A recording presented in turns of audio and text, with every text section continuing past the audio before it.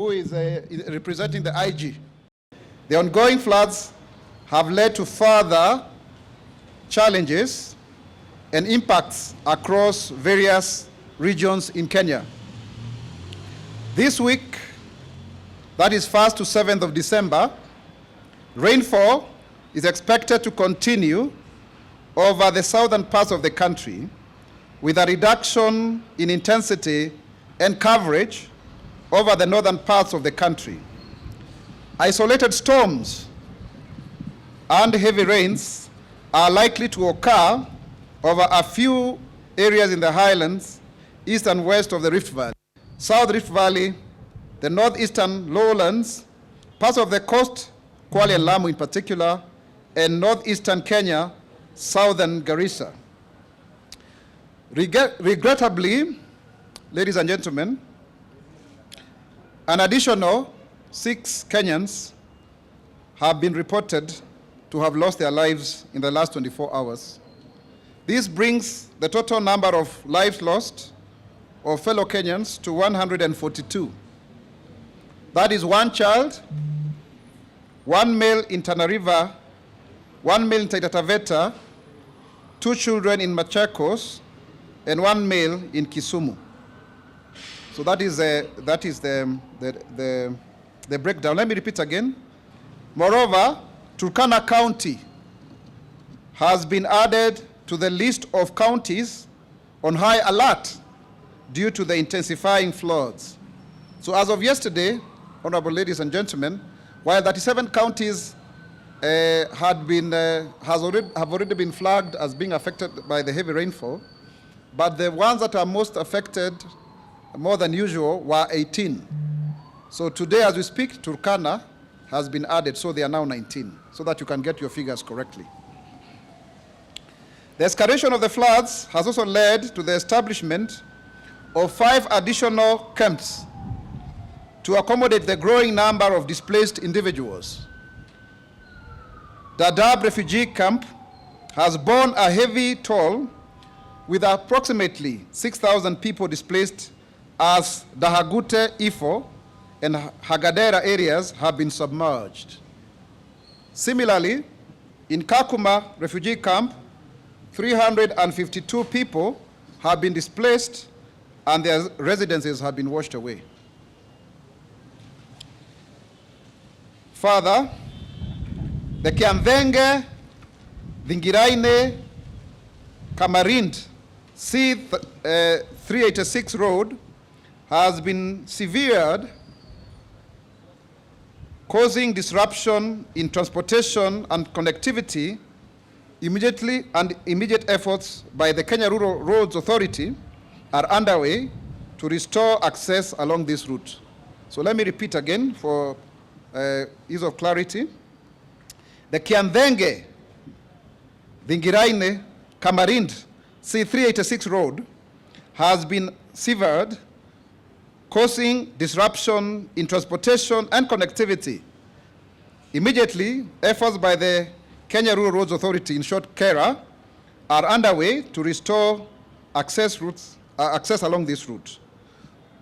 Motorists are warned to avoid driving through that road. Please, this is a serious precautionary measure because we don't want to report more deaths from this road. We would also like to report that the Mwingi, Madogo, Garissa A3 road has now been restored and is now operational. Mwingi, Madogo, Garissa A3 road has now been restored and is now operational. The Ministry of Transport shall continue doing their repairs of damaged infrastructure when the flooding has subsided. So at least that is a positive move in terms of the interventions that we are doing here at the command center. In response to the escalating crisis, substantial aid initiatives have been mobilized. We have 14 trucks from the military and 10 trucks from the Kenya Defense, from the NYS, that have now been deployed, totaling to 24, so that they are able to facilitate the distribution of essential supplies to affected areas. So a lot of military artillery, and Major is here, have now been deployed to assist in this national emergency.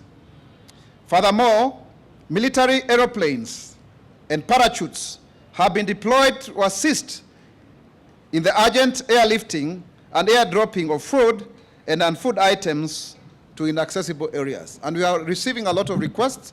Just received one from Tana River as well, from Homa Bay, and such other places, because they're in dire straits.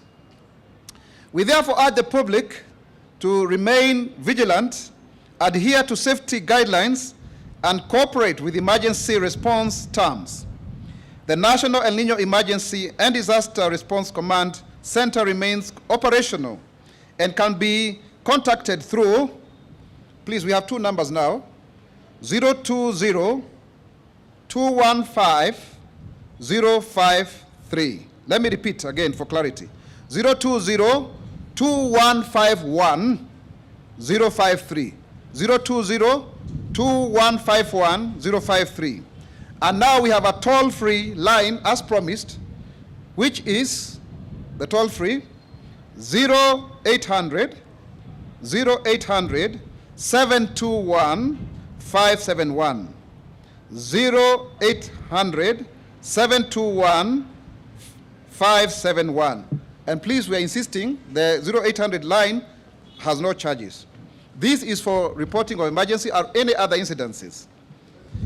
Finally, state and non-state actors remain united in our efforts to mitigate the impact of the floods and to provide relief to those affected through a whole of government, whole of society approach, which will see top government officials leading the response in their counties beginning Saturday. So from Saturday, you'll be seeing ministers and PSS, and at some point you may also see the deputy president in some of the counties to go and look at what is happening on the ground. Further to this information, I think it is important to say that we will give you more details about exact locations of where children have died. Males and females have, Kenyans have lost their lives per county, not just the county itself, but actually the actual location.